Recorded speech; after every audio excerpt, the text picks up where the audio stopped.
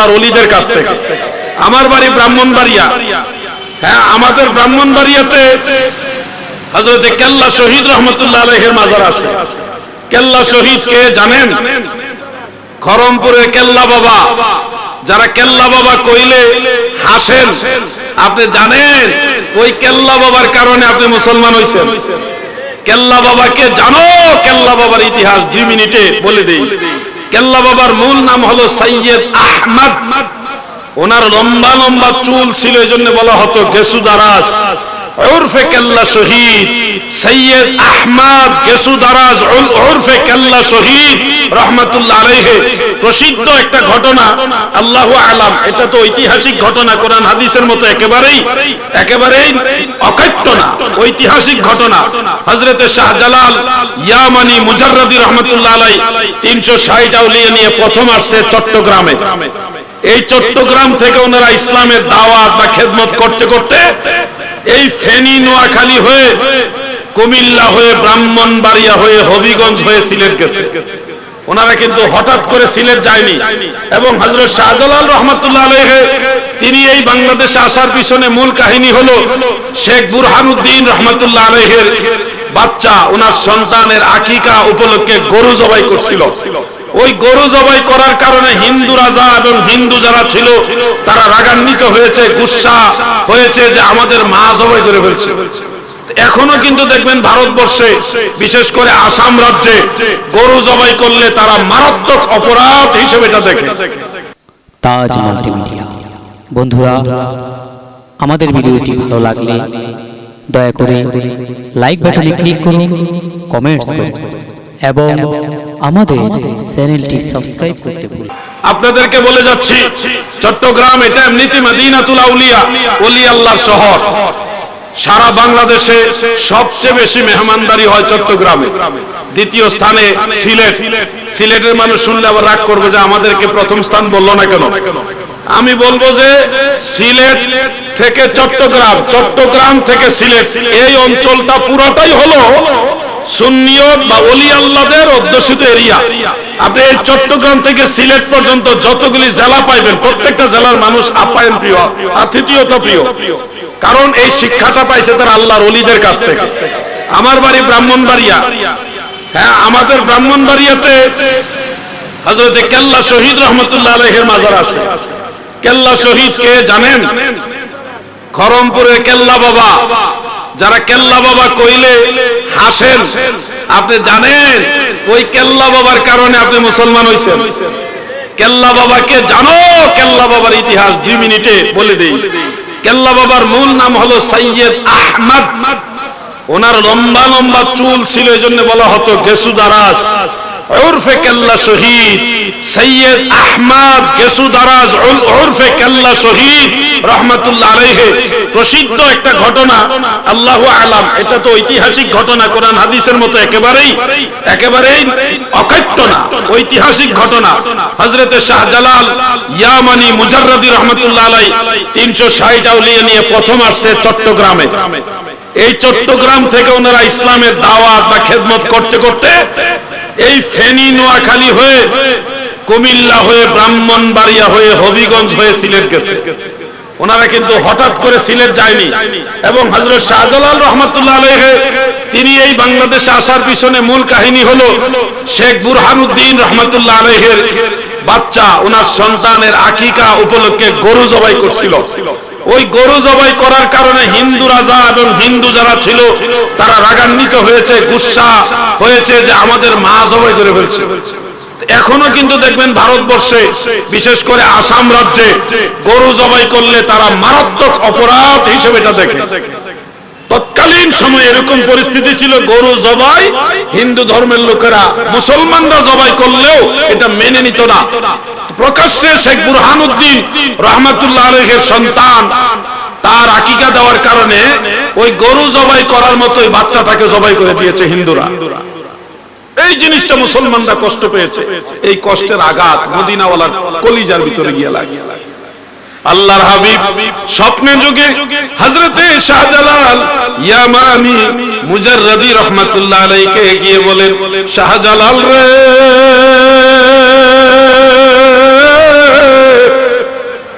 ইয়ামানের শাহজালাল, আমি মদিনার কামলিওয়ালা নবী, তোমাকে আদেশ দিলাম তুমি পূর্ব দিকে যাও, তোমার হাতে কিছু মাটি দিলাম, এই মাটিগুলি নিয়ে রওনা দাও। পথিমধ্যে যারা তোমার সফরের সঙ্গী হবে তাদেরকেও তুমি সাথে নিয়ে যেও। এই মাটির সাথে যে অঞ্চলের মাটির ঘ্রাণ এবং রং মিলে যাবে ওই অঞ্চলে গিয়ে তুমি ইসলামের দাওয়াত দাও। আমি রাহমাতুল লিল আলামিন নবী তোমাকে আদেশ দিলাম। সেই মাটি স্বপ্নে যুগে এসে নবীজি হযরত শাহজালালের হাতে দিলেন। ঘুম থেকে জাগ্রত হয়ে দেখে স্বপ্নের ভিতরে দেওয়া সেই মাটি বাস্তবে তিনার হাতে আছে। ওই মাটি নিয়ে হযরত শাহজালাল আর দেরি করেনি, সবার অনুমতি নিয়ে রওনা দিয়ে দিয়েছে। এই কাফেলা আস্তে আস্তে 360 জন হলো। তারপরে কখনো স্থল পথে কখনো জল পথে আস্তে আস্তে চট্টগ্রামে আসছে। চট্টগ্রামের মানুষ এমনিতেই আপনারা সবচেয়ে বেশি ভাগ্যবান।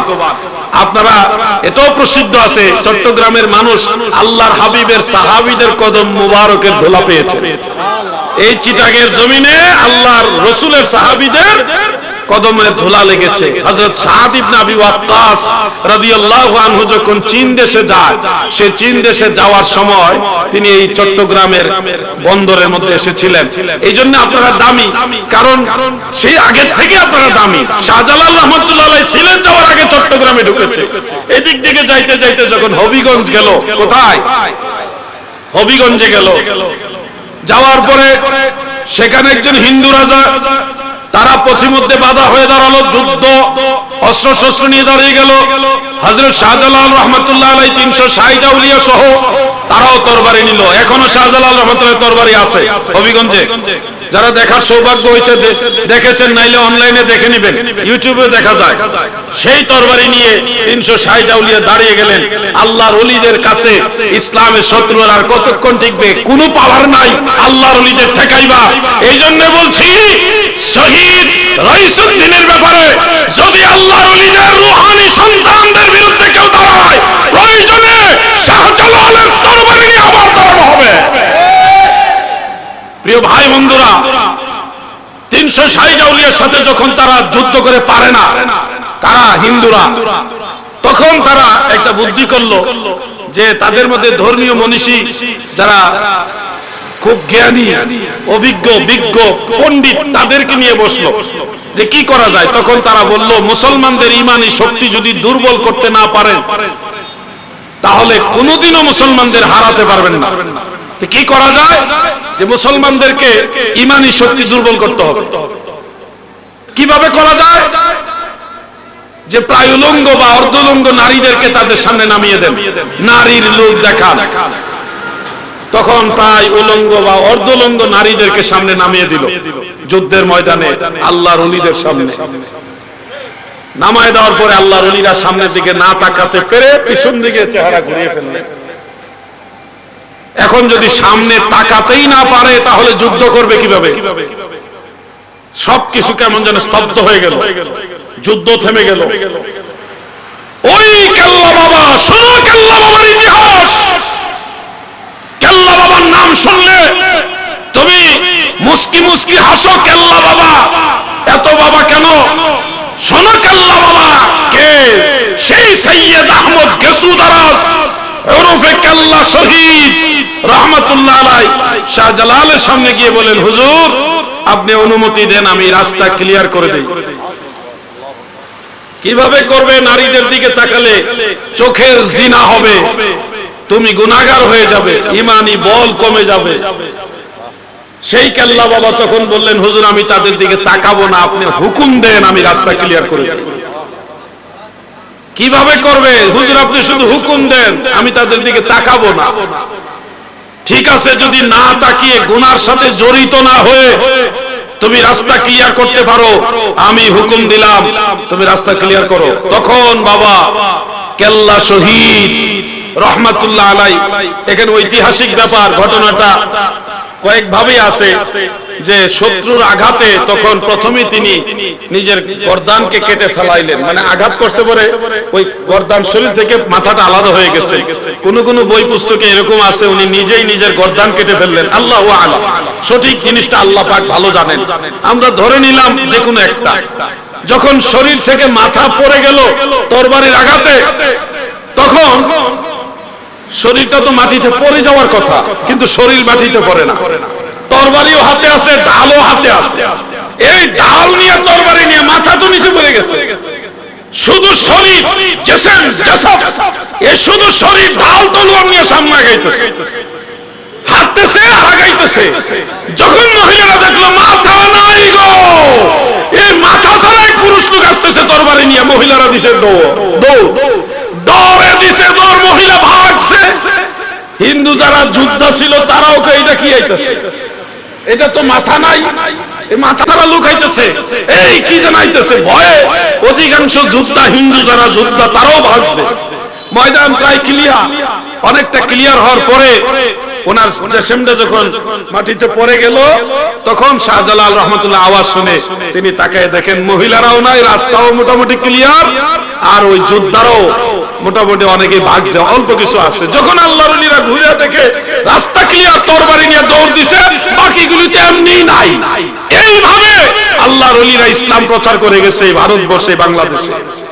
সেই কেল্লা শহীদের মাথা ফেলে দিয়েছিল খোয়াই নদীতে। হবিগঞ্জ একটা নদী আছে খোয়াই নদী, সেখান থেকে এই কেল্লা ভাসতে ভাসতে আল্লাহ পাকের কুদরতে তিতাস নদীটা আসছে। কোন নদী?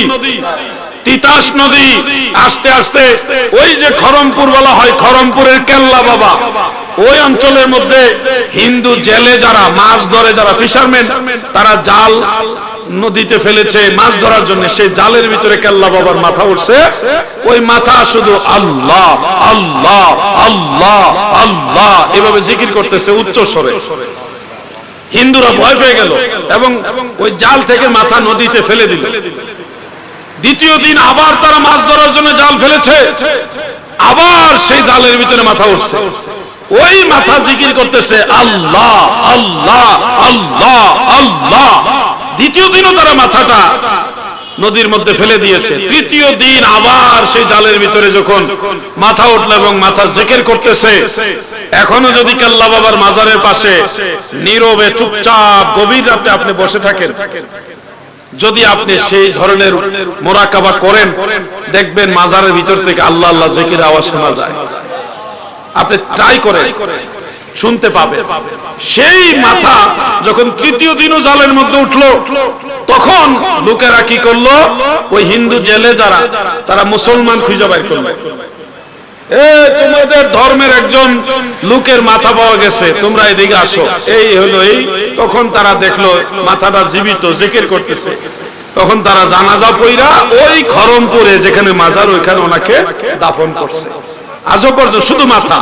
ওনার মাজার কিন্তু দুইটা, একটা মাজার হলো হবিগঞ্জে, আরেকটা হলো এখানে খরমপুরে, দুইটা মাজার।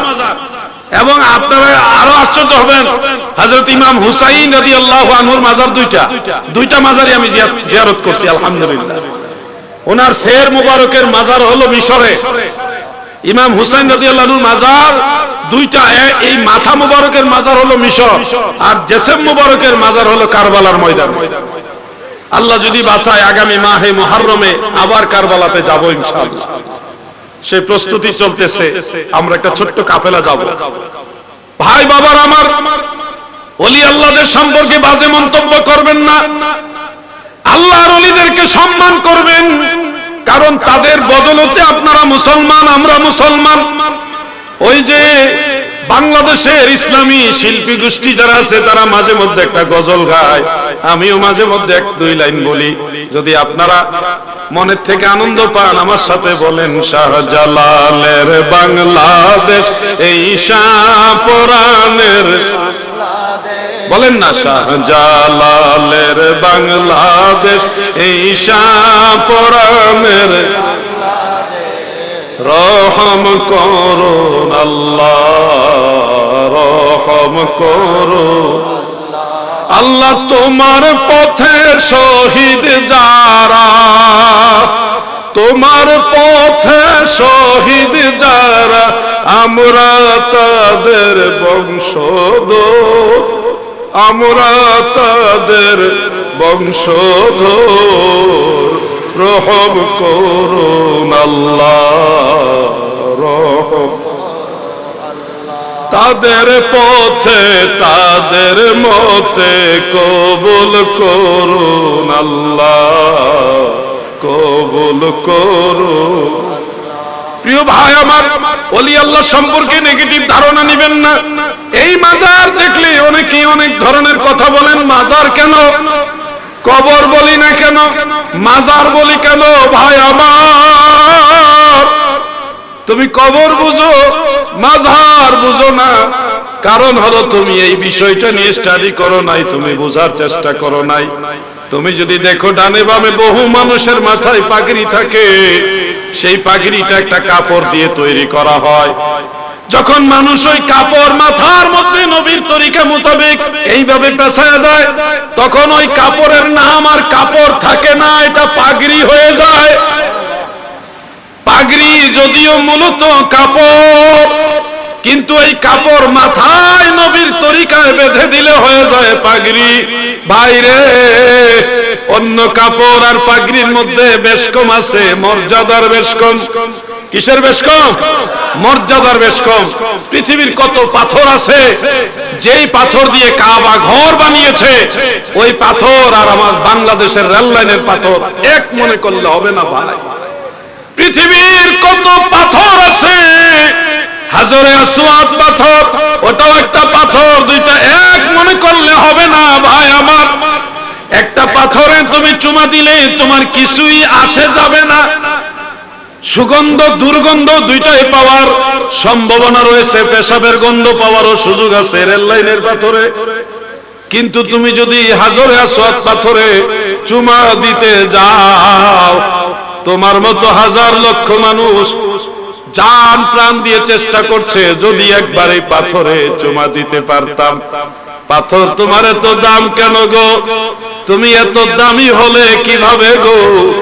পাথর তোমাকে জানিয়ে দিবে, রহমতের নবী আমাকে চুমা দিয়েছে, নবীর কারণে আমি হাজরে আসওয়াদ পাথর এত দামি হয়েছি।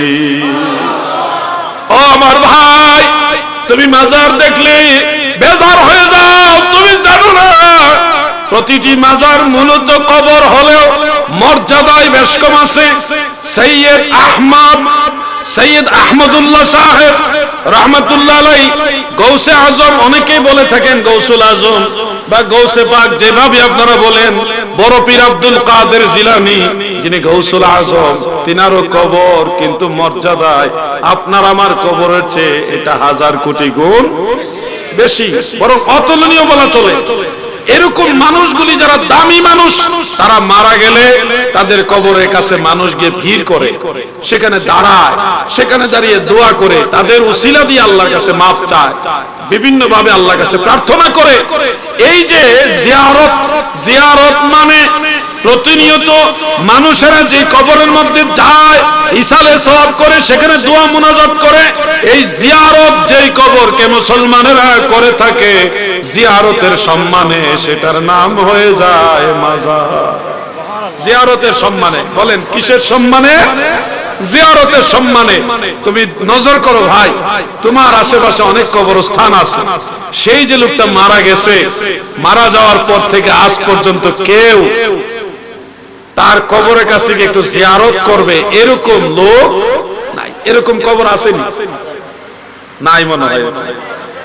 ঈদের সময় আপনারা যারা জিয়ারত করেন, ওই ঈদের সময় লক্ষ্য করে দেখবেন অনেক কবর আছে, ওই কবরস্থানে অনেক কবর আছে যাদের আওলাদরা ঈদের দিনেও তাদের জিয়ারত করতে আসে নাই।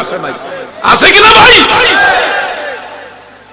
তুমি মরে গেলে তোমার কবরে হয়তো কেউ যাবে না, আওলাদ থাকবে, কিন্তু তোমার খবর নেওয়ার কেউ থাকবে না। কিন্তু তুমি দেখো 750 বছরের আগে, 750 বছরের আগে ওই আরবের ইয়ামান দেশ থেকে আসা একটা লোক, যে দুনিয়াতে জীবনে বিবাহই করে নাই, যার কোনো সন্তান ছেলে মেয়ে কেউ নাই, সেই শাহজালাল ইয়ামানি মুজাররাদি, উনি বিয়ে করেন নাই, এই কারণে ওনাকে বলা হয় মুজাররাদ, মানে একক ব্যক্তি, একলা একলা সারা জীবন কাটাইছে। হয়তো ভাববেন বিয়ে করা সুন্নত, এত বড় একটা গুরুত্বপূর্ণ সুন্নত উনি কেন আদায় করেননি? ও ভাই, তোমার দৃষ্টিভঙ্গি আর আল্লাহর ওলিদের বাস্তব চিত্র অনেক বেশ কম, তুমি জানো না। হযরতে শাহজালাল ইয়ামানি মুজাররাদি রহমাতুল্লাহ আলাইহি আল্লাহর হাবিবের আদেশ পেয়ে সেই রহমতের নবীর হাত মুবারকের মাটি নিয়ে সিলেট পর্যন্ত যাইতে যাইতে ইসলামের দাওয়াত দিতে দিতে সারাটা জীবন যুদ্ধ করতে করতে যখন সব এলাকায় ইসলামের দাওয়াত পৌঁছে দিল, মুসলমানের সংখ্যা যখন সব দিকে ছড়িয়ে গেল, তখন শাহজালাল ইয়ামানির মনে পড়েছে, আরে আমি তো বিয়ে করি নাই। বিয়ের কথা স্মরণ করলো কখন? যখন আল্লাহর হাবিবের আদেশ, তুমি যাও ইসলাম প্রচার করো। এই দায়িত্ব পালন করার পরে ওনার বিবাহের কথা স্মরণ পড়েছে। তখন উনি প্রস্তুতি নিলেন যে আমি রাসূলে পাকের সুন্নত বিবাহ এটা আমি সম্পাদন করব। এই সিদ্ধান্ত নিলেন। নেওয়ার পরে তিনি আয়না সংগ্রহ করে তাকিয়ে দেখেন ওনার জীবনের প্রায় সবটুকুই শেষ, চুল দাড়ি ভ্রু পর্যন্ত পেকে গেছে, বয়সের ভারে উনি বৃদ্ধ হয়ে গেছে। অথচ একবারের জন্য ভাবে নাই যে আমার বিয়ে করা দরকার। তিনি ভাবছে আল্লাহর রাসূল বলছে কালেমার দাওয়াত পৌঁছে দিতে হবে। নবীর আদেশ মানতে গিয়ে ইয়ামান দেশ থেকে নবীর দেওয়া মাটি সেটা নিয়ে সিলেটের জমিনে চলে আসছে। সিলেট এসে দেখে এই দেশের মাটির সাথে দয়াল নবীর হাত মোবারকের মাটি মিল আছে। নবীর আদেশ মানতে গিয়ে সারা জীবন পার করে দিয়েছে, বিবাহ করতে পারেননি। বৃদ্ধ বয়সে বিবাহের কথা মনে পড়েছে। চিন্তা করলে এখন তো আমার মৃত্যুর সময়, বয়স একেবারেই শেষ, এই সময় বিবাহ করাটাও একটা দৃষ্টিকটু হবে, মানুষ ভালোভাবে হয়তো সবাই নিবে না। ওই তিনি আর বিবাহ করলেন না। এর কয়েকদিন পরে তিনি ইন্তেকাল হয়ে গেছে।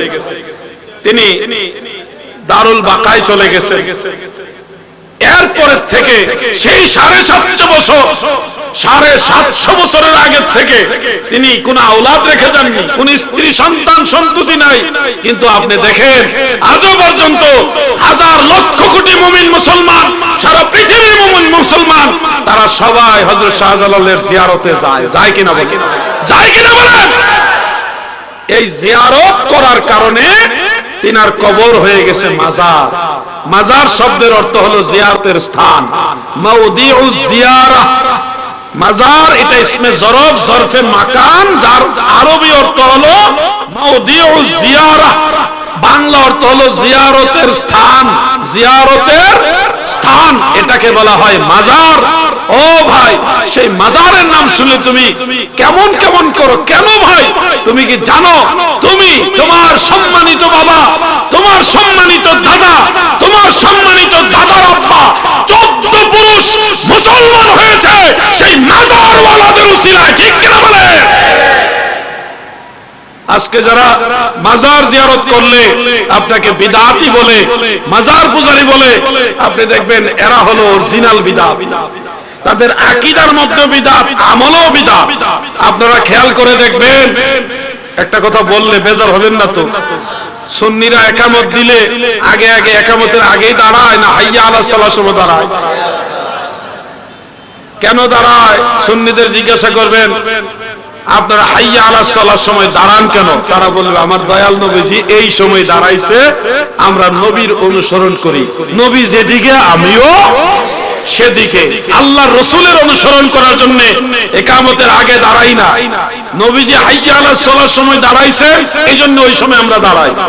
কিন্তু আপনি দেখবেন যারা মাজার বিরোধী, যারা পীর আউলিয়া বিরোধী, তারা একামত দেওয়ার আগেই বলে দাঁড়িয়ে কাতার সোজা করুন, মোবাইল ফোন বন্ধ করুন, বলে কিনা? এটা সরাসরি বিদআত।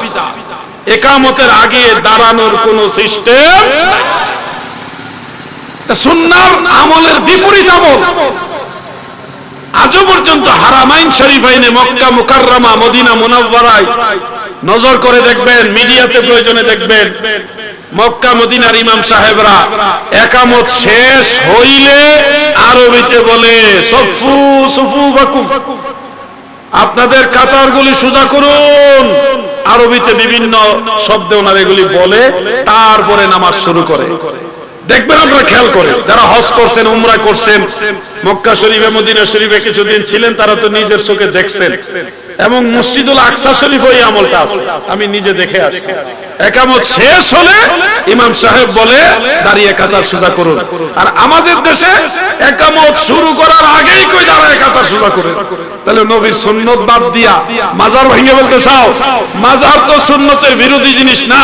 বলবেন বাংলাদেশে সব পীরের মাজার এত বেশি, আপনি কল্পনা করতে পারবেন না বাংলাদেশের কি মাজার আছে, কয়টা মাজার আছে। আপনি বাংলাদেশের মাজার তো দেখলে মনে হবে এটা গরিব দেশের মাজার। মিশরে যান, হাফিজুল হাদিস ইমাম ইবনে হাজার আসকালানী রাহমাতুল্লাহ আলাইহির মাজার, কি শান শওকতওয়ালা মাজার।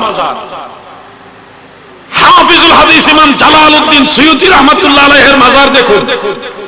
ইমাম বদরুদ্দিন আইনি, ইমাম শিহাবউদ্দিন কাস্তালানির মাজার আছে মিশরে। কত সাহাবীর মাজার আমি জীবনে জিয়ারত করলাম, আলহামদুলিল্লাহ। হযরতে ইউশা বিন নুন আলাইহিস সালামের মাজার 55 হাত লম্বা, বিশাল লম্বা। ইউশা বিন নুন আলাইহিস সালাম একজন নবী ছিলেন, হযরত মূসা আলাইহিস সালামের খাদেম ছিলেন। উনি এমন পাওয়ারফুল নবী ছিলেন, উনি আসমানের চন্দ্রকে থামায় রাখছেন, আসমানের সূর্যকে থামায় রাখছেন। সূর্যকে বলছে আমি যার আদেশে এখানে আসছি তুমি তার আদেশেই অস্তমিত হও, অতএব তুমিও আদেশপ্রাপ্ত আমিও আদেশপ্রাপ্ত, আমি যতক্ষণ না বলবো ততক্ষণ এখানে থেমে থাকো। সূর্য আল্লাহর নবীর আদেশ পাওয়ার সাথে সাথে থেমে গেছে। ঘটনাটা হলো এরকম, বলতেই হয়, কথাটা এসে গেছে যেহেতু। ইউশা বিন নুন আলাইহিস সালাম বনি ইসরাইলের একজন নবী ছিলেন। তো উনি আরো অনেক লম্বা কাহিনী, শুরু থেকে বলতে গেলে একটা ব্যাপার আছে, এখানে মুসা আলাইহিস সালামের ব্যাপার আছে, এটা চলে আসবে আবার ফেরাউনের কাছে। মানে ইতিহাসগুলি আমি যদি ইতিহাস ভিত্তিক ওয়াজ করি, অরিজিনাল বানাইন না ওয়াজ না। আমাদের দেশে বানাইন না ওয়াজের চাহিদা বেশি, এমন মজা লাগাইয়া কইব মিছা কথা। এই মিছা কথা না, সত্য সত্য যেটা কিতাবে আছে ওইটাই। আমি মাঝখান থেকে একটু বলি, একটা জাতি ছিল আমালিকা জাতি। আমালিকা জাতি বলতে এরা গায়ে শরীরে এত বৃহৎ ছিল, যাদের পায়ের হাঁটুর নিচে পড়ে থাকতেন তৎকালীন অন্যান্য এলাকার মানুষেরা। কত বড় আকারের মানুষ। এবং এটাও জানা যাচ্ছে যে মিশরে এত বড় পিরামিড, বড় বড় 40 টন বা আরো বড় বড় এত টনের ওজনের পাথরগুলি উপরে তুলছে এই আমালিকা জাতির বড় বড় বৃহৎ আকৃতির লোকেরা। এটাও একটা মত। এই আমালিকা জাতির সাথে যুদ্ধ করার আদেশ দিয়েছে আল্লাহ। মূসা আলাইহিস সালামকে আল্লাহ প্রথম আদেশ দিয়েছিলেন, কিন্তু মূসা আলাইহিস সালাম রাজি হয়েছে এবং প্রস্তুতি নিয়েছে। কিন্তু বনি ইসরাইলের কয় আগে যাচাই করে লই, আমাদের গোয়েন্দা পাঠান, যাদের সাথে যুদ্ধ করতে হবে তাদের কাছে গোয়েন্দা পাঠান। এবং যুদ্ধ করার আগে গোয়েন্দা গিয়ে দেখে এরা এত বড় সাইজের যে এদের সাথে যুদ্ধ করবো কেমনে, তরবারি বরাবর হইলে না বাড়ি দিত। তাদের হাঁটুর নিচে পড়ে থাকে, এত ছোট সাইজের হলো বনি ইসরাইল, আর এরা হইলো এত বড় যাদের বুক বরাবর হাঁটু বরাবর তারা হয় না, তরবারি বাড়ি দিব কেমনে। এই দৃশ্য দেখা বনি ইসরাইলের জাতি মূসা আলাইহিস সালামের কাছে এসে কয় আমরা যুদ্ধে নাই। কেন? যে আপনি জানেন আমাদের আল্লাহ কাদের সাথে যুদ্ধ করতে কইছে, এই ঘটনা এরা এত বড়। মূসা আলাইহিস সালামকে আল্লাহ যেহেতু বলছে অবশ্যই তিনি সাহায্য করবে, তোমরা সবাই আমার সাথে চলো। বনি ইসরাইল কয় তুমি আর তোমার আল্লাহ গিয়া যুদ্ধ কইরা এলাকা ক্লিয়ার করে দাও, এরপর আমরা গিয়ে বসবাস করব। নাউজুবিল্লাহ। এখন যায় না কয় তুমি আমাদেরকে, মূসা আলাইহিস সালামকে বলতেছে যে আপনি আমাদেরকে এত প্রেসার দিতেছেন, আপনার আল্লাহ আমাদেরকে সেই রেড সি পার করে আনছে না, এত বড় সাগর নদী পার করে আনছে, পানি ভাগ করে দিয়া উনি তো ইচ্ছা করলে এই জাতির ধ্বংস করে দিয়ে আমাদের জন্য এই জায়গাটা ক্লিয়ার করে দিতে পারে। এই জাতি বড় ডেঞ্জারাস জাতি। আপনারা যে বলেন নীল নদ, আসলে নীল নদ না, এটা রেড সি। এটা নদীর মতোই, একটা বেশি বড় না, আমাদের পদ্মা নদীর মতো একটা নদী। এটার নাম হলো রেড সি। এইটা পার হয়েছে 12টা রাস্তা দিয়ে পার হয়ে এই পার আইসা আমরা পানির পিপাসা লাগছে, আপনার আল্লাহরে কোন আমাদের পানি খাওয়াইতো, কি খাওয়াইতো? পানি খাওয়াইতো। এখন রেড সি বা সাগরের পানি তো লবণাক্ত, এটা পান করা যায় না। এখন আল্লাহ পার করছে, পানি খাওয়াইতে। আল্লাহ কয় মুসা তোমার হাতের লাঠি দিয়ে এইভাবে আঘাত করো। আঘাত করছে 12টা গোত্র 12টা জায়গায় এইভাবে আঘাত করছে, এবং 12 জায়গায় অটোমেটিক মিষ্টি পানি, পাশেই কিন্তু সাগর, এখানে আঘাত করছে, এখান থেকে মিষ্টি পানি বের হইতেছে। আলহামদুলিল্লাহ আমি সেই কুয়াগুলি দেখে আসছি, এখনো সেই কুয়ার চিহ্ন আছে, এবং বুদ বুদ বুদ বুদ করে একটু একটু পানি এখনো কোন কোন কুয়া থেকে উঠতেছে। আলহামদুলিল্লাহ বলে। এই পানি খাওয়ার পরে কিছু দূর সামনে গিয়ে আমরা খিদা লাগছে, আমরা এখন খাবো কি? আপনার আল্লাহর কথায়, আপনার কথাই তো আসলাম, এখন খাবো কি? তো ওই আল্লাহ তাআলা মান্না ওয়া সালওয়া দিলেন, জান্নাতি খাবার বা আসমানি খাবার দেওয়ার পরে এখন কিছুদিন খায়া কয় আমরা এক জাতের খাওয়ান ভালো লাগে না, নতুন খাবার দিতে কোন যেগুলির মধ্যে একটু জাল টক আছে, জমিনের জাল টক পেঁয়াজ রসুনওয়ালা খাবার। তো আল্লাহ তাআলা কয় যেহেতু তারা জাল টক খাইতে যায় জমিনের খাবার, দিলে জমিন আমি এটা উর্বর করে দিলাম, তাদেরকে বলো চাষবাস করে খাইতে। এই চাষবাস করে খাওয়া শুরু হইল। এখন যে খাওয়া শুরু করছে, এখন হাঁটতেছে যাইতেছে, কিন্তু যেদিকে যায় রাস্তা নাই, গিয়ে দেখে বিশাল বড় পাহাড়, হাটে আর সামনে যার সরকারি খাওয়ান খাইতেছে, মানে আল্লাহর দেওয়া খাওয়ান খাইতেছে আর হাঁটতেছে, কিন্তু ওই এরিয়া থেকে আর বের হইতে পারতেছে না। এরিয়াটা এমন বড়, যেদিকে যায় সারা রাত হাঁটার পরে দেখে যে আনতে গেছে ওখানে আবার ঘুরে আইছে। এইভাবে ঘুরতেছে। কারণ কি? ওই যে আল্লাহ তাআলা বলছে যুদ্ধ করো, তারা বলছে তুমি আর তোমার আল্লাহ গিয়ে যুদ্ধ করে আমরা দেখি, রাস্তা জায়গা ক্লিয়ার হইলে আমরা গিয়ে বসবাস করব। এই কারণে আল্লাহ বেজার হয়ে তাদেরকে দুনিয়াতে জেল দিছে। কি দিছে? জেল। ওই জেলের ভিতরে পানিও খাওয়াইতেছে, খাবারও খাওয়াইতেছে। এই পৃথিবীতে জেলে গেলেও যে খাওয়ান দেওয়ান লাগবো, এই সিস্টেম কিন্তু শিখাইছে মুসা নবী।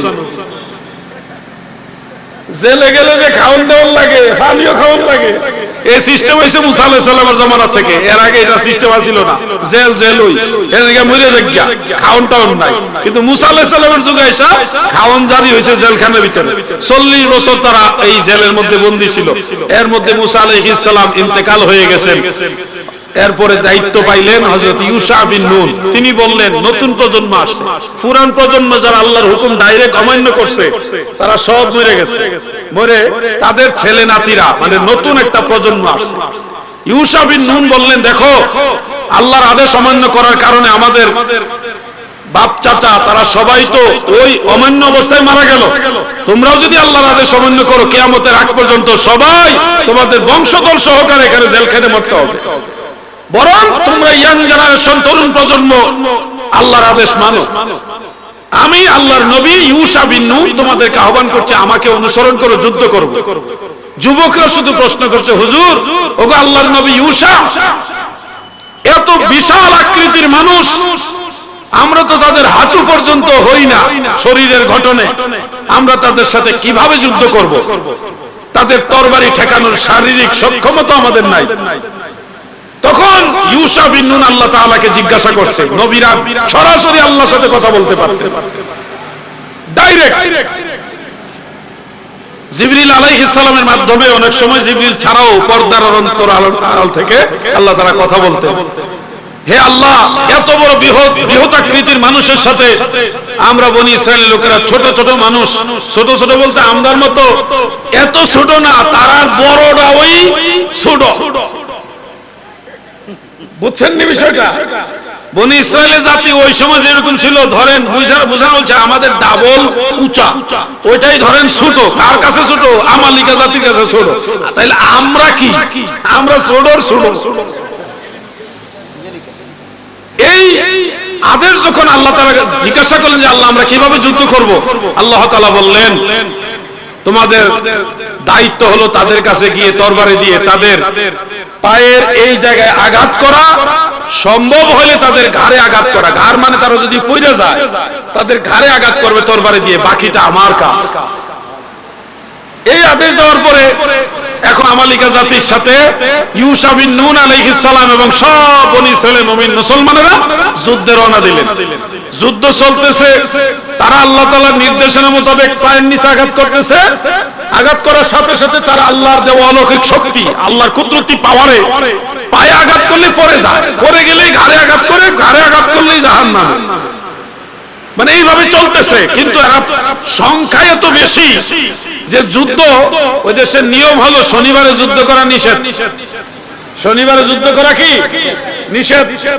এখন যুদ্ধ চলতেছে শুক্রবারে। সূর্য শুক্রবারে মানে জুমার দিনে সূর্য যদি অস্ত চলে যায়, সাথে সাথে শনিবার চলে আসবে, আর শনিবার আসলেই যুদ্ধ বন্ধ করতে হবে, এটা বিধান। কিন্তু আইন যদিও মুসলমানেরা মানবে, কিন্তু আমালিকা জাতি তো আর শুক্রবার শনিবার বুঝবো না। এরা তো যুদ্ধ করলে মুসলমানরা যখন শনিবার উপলক্ষে যুদ্ধ বিরতি দিবে, বন্ধ করবে, কিন্তু আমালিকা তো থামবে না। এরা তো শনিবার পাইয়া মুসলমানরা যুদ্ধ করবে না, এই সুযোগ নিয়ে পাল্টা আক্রমণ করে মুসলমানদের শেষ করে দিবে। এই যখন বিকাল বেলা চলে আসতো, শুক্রবার বিকাল, কিছুক্ষণ পরেই সূর্য অস্ত চলে যাবে, ঠিক এই সময় ইউসা বিন নুন সূর্যের দিকে তাকিয়ে বলে, হে সূর্য, তুমি যার আদেশে আদিষ্ট, আমি তার আদেশে এখানে এসেছি, অতএব তুমি থামো যতক্ষণ না আমরা বিজয় না লাভ করব। এই কথা বলার পরে সূর্য থেমে গেল। হযরত ইউসা বিন নুন আলাইহিস সালাম সহ বনি ইসরাইলের মুমিন মুসলমান তারা যুদ্ধ করে আমালিকা জাতিকে টোটাল ধ্বংস করে যখন পতাকা উড়াইল এবং বলল, তুমি এখন অস্তমিত হও, তখন সূর্য অস্ত গেছে। সুবহানাল্লাহ। সেই ইউসা বিন নুন আলাইহিস সালামের কথা তরুণ প্রজন্ম শুনেছিল এবং তারা বিজয় লাভ করেছে। আমি এই ঘটনা দিয়ে আমাদের তরুণ প্রজন্মকে একটা বিষয়ে আহ্বান করতে চাই। যুদ্ধ কখনো গায়ের জোরে হয় না, যুদ্ধের বিজয় কখনো গায়ের জোরে, অস্ত্রের জোরে হয় না। যুদ্ধের বিজয় আসে আল্লাহর সাহায্যে, আল্লাহর দয়ায়, ঈমানি জজবায়। এই কথা আপনাদের স্মরণ করিয়ে বলবো, যদি সুন্নিয়তের কোন স্বার্থে, মদিনা ওয়ালার মহব্বতে ইমাম হুসাইনের সৈনিকদেরকে ময়দানে ডাক দেওয়া হয়, তাহলে নবীর সৈনিকরা, হুসাইনি ফোর্স যারা আছেন, তারা ময়দানে ঝাঁপিয়ে পড়তে প্রস্তুত আছেন কিনা?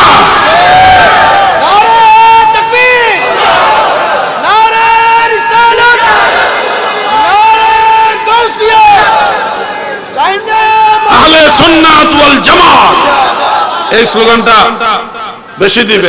আমাদের পরিচয়ের স্লোগান এটা। নারায়ে রিসালাতের পরই হবে আহলে সুন্নাত ওয়াল জামাত, এরপরে নারায়ে গাউসিয়া।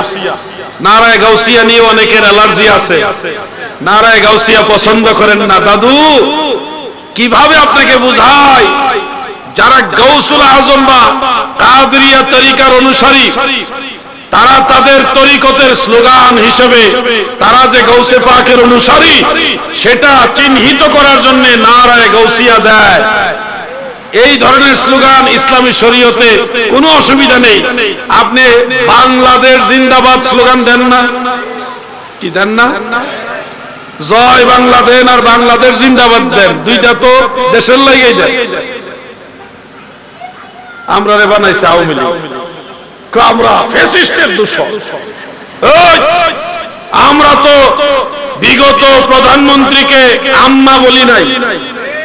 কোন সুন্নি মুসলমান আম্মা ডাকছেন? কিন্তু ওয়াহাবির আম্মা ডাকছে, কইছে জাতির আম্মা। যারা আম্মা ডাকছে হেরা আমরা বলে ফ্যাসিস্টের দূষণ। চিন্তা করছেন? সুরের মায়ের বড় গলা। আমরা যখন কাউকে ভালোবাসি, এটা আল্লাহ, আল্লাহর রাসূল এবং ওলি আল্লাহর মহব্বতে ভালোবাসি। যদি সুন্নিদের উপরে কেউ কোন ধরনের অত্যাচারের স্টিম রুলার চালায় আর মনে করে সুন্নিয়তকে বাংলাদেশ থেকে বিলীন করে দিবে, তাহলে ভুল হবে। সুন্নিরা ময়দানে নামলে আরেকটা 5 আগস্ট ঘটিয়ে নবীর সৈনিকদেরকে পুনরায় বাংলাদেশে জাগ্রত করবে ইনশাআল্লাহ। কোন ষড়যন্ত্রকে মেনে নেওয়া হবে না। সুন্নিরা কখনো রাজনীতি নিয়ে বাড়াবাড়ি করে না। বহু সরকার আসবে যাবে, কিন্তু সুন্নিয়ত সব সময়। আমরা রাজনীতি নিয়ে আলোচনা পছন্দ করি না, সাধারণত করি না। যারা রাজনৈতিক সংগঠন করেন, আমাদের কাজ হলো ওইখানে রাজনৈতিক আলোচনা করা। কিন্তু আমাদেরকে যারা জোর করে ফ্যাসিস্ট বানাইতে চায়, তাদেরকে মনে করিয়ে দিতে চাই, জাতির আম্মা আপনারাই বানাইছেন, পা চাটছেন, পা এত চাটাচাটি করছেন যেটা কল্পনার বাইরে। ইতিহাসের সাক্ষী আপনারা, সবগুলো ভিডিও আছে, সবগুলো ভিডিও প্রতিটা যুবকের হাতে আছে, আছে না নাই? আমার বিরুদ্ধে লাগছে, আমি বঙ্গবন্ধুরে কইছি উনি ইরাকের একজন আল্লাহর ওলির বংশধর। এটাকে আমি একলা কইছি? এই দেশে তো আরো চরমুনার বিশ্ব বই কথা কইছি, আরো বহু বই পুস্তকে কথাটা আছে, এবং মিথ্যা কোনো কথা বলি নাই। এই দেশের জন্য শহীদ জিয়াউর রহমান সাহেবের অবদান আছে না নাই? বঙ্গবন্ধুর অবদান আছে। যারা এই দেশের জন্য খাটছে তাদেরকে আমরা ভালোবাসি, দেশের জন্য ভালোবাসি। এটা রাজনৈতিক কোনো বিষয় না, এটা দেশের প্রেমের বিষয়। কথা ঠিক কিনা বলেন? এজন্য বলছি, পায়ে পাড়া দিয়ে কেউ ঝগড়া করতে আসবেন না। আমরা ওলি আল্লাহদের পক্ষের লোক, যারা আল্লাহর ওলিদের ভালোবাসে তাদেরকে ভালোবাসি। আর যারা ওলি আল্লাহর বিরুদ্ধে তরবারি উঠায়, আমরা তাদের বিরুদ্ধে তরবারি তুলতেও। এই দিন দিন না, আরো দিন আছে। এই দিনে টেনে নিবে সেই দিনের কাছে। যাই হোক, কথাগুলি ইঙ্গিত নিয়ে আপনাদের বললাম। যুবক ভাইরা ঐক্যবদ্ধ থাকবেন, কোন রাজনৈতিক বিষয় নিয়ে আমরা কথা বলি না। শুধু এটুকু বলবো, সুন্নিয়তের উপরে অ্যাটাক করবেন না। আজকে রাজধানীতে আমাদের একজন সুন্নি ভাইকে প্রশাসনের কয়েকজন লোক খুব বেশি প্রহার করেছে, আহত করে ফেলেছে। এই দেশে প্রশাসনকে যদি কোন গোত্র ভালোবাসে তারা সুন্নি।